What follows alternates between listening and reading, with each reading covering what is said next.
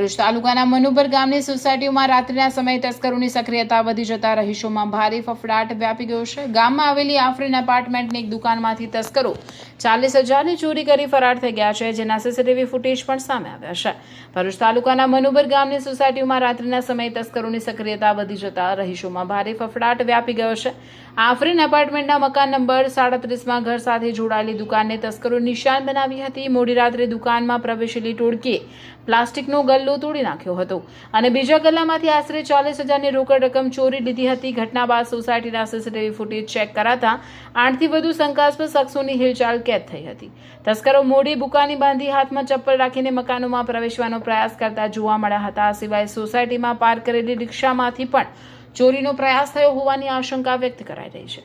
પશ્ચિમ વિસ્તારની સોસાયટીઓમાં તસ્કરોની અવરજવરથી સ્થાનિક રહીશોમાં ભયનો માહોલ છે। કોઈ અણબનાવ બને તે પહેલા પોલીસ ત્વરિત પગલાં ભરે તેવી માંગ ઉઠી છે।